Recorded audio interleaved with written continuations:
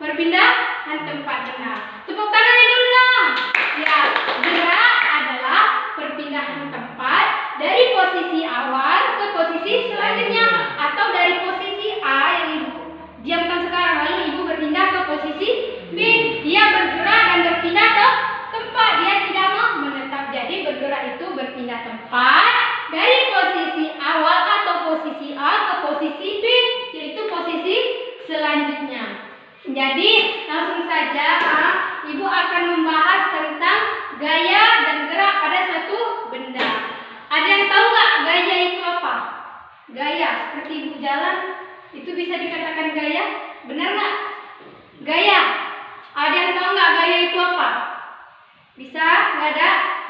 Jadi gaya adalah dorongan atau tarikan. Jadi sebelumnya kita menulis dulu ya, baru ibu jelaskan. Coba menulis terus. Jangan lupa buat tanggal, bismillah, dan harinya.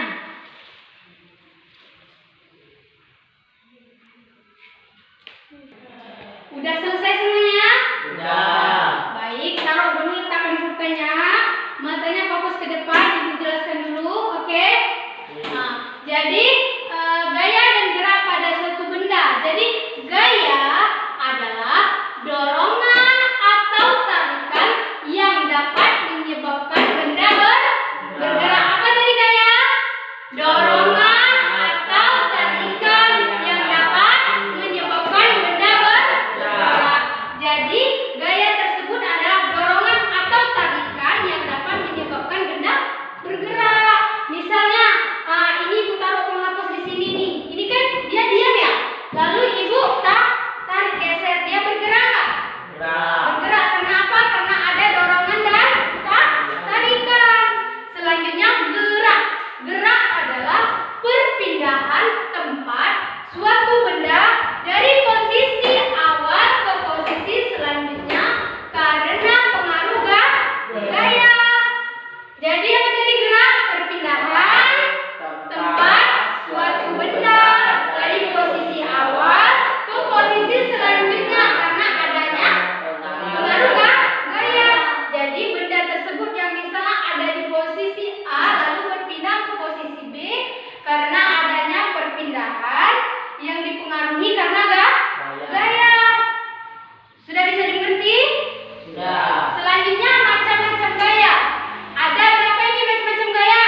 Nah, yang pertama ada gaya otot, kedua gaya apa? Magnet, ketiga gaya listrik, keempat gaya gesek, kelima gaya gravitasi, dan keenam gaya pegas.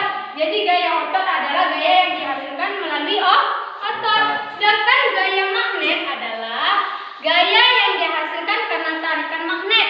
Magnet di sini ada dua kutub, yaitu kutub utara dan kutub selatan. Jadi gaya ini dihasilkan karena adanya tarikan magnet. Selanjutnya gaya listrik. Gaya listrik ini adalah gaya yang dihasilkan dari arus listrik. Seperti misalnya contohnya lampu tersebut bisa menyala kenapa? Karena adanya arus listrik, makanya lampu tersebut bisa menyala. Selanjutnya ada gaya gesek. Gaya gesek di sini adalah gaya yang dihasilkan dari dua permukaan benda yang saling bergesekan.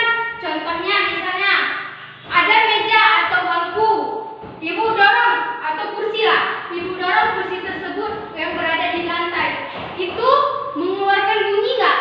Nah, itulah dia akan mengeluarkan bunyi atau disebut dengan gaya gesek. Kenapa? Contohnya misalnya ini ada bangku nih. Ini kursi dari posisi awal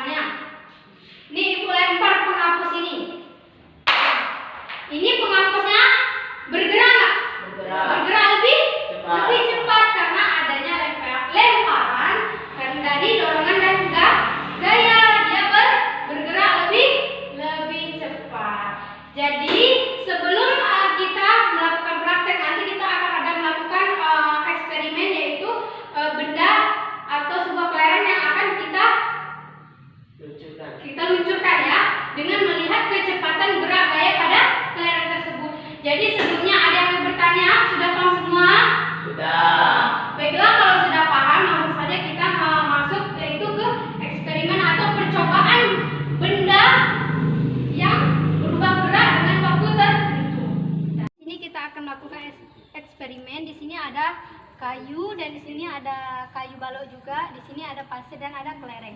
Nanti kalian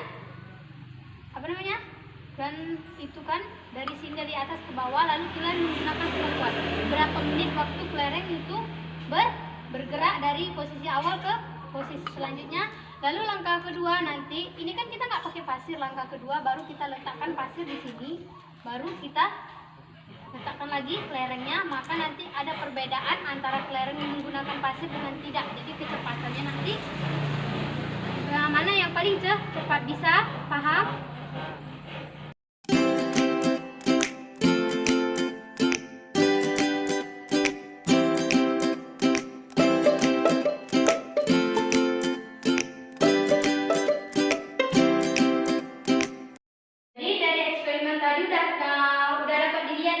Kalau kelereng yang awalnya bergerak tanpa pasir itu berapa menit waktunya? 1 menit 54 detik. Sedangkan ya setelah kita waktu eksperimen yang kedua kita letakkan di atas papan tersebut pasir, waktunya berapa menit kelerengnya bergerak? 3 menit 34 detik. 34 detik. Mana yang lebih cepat?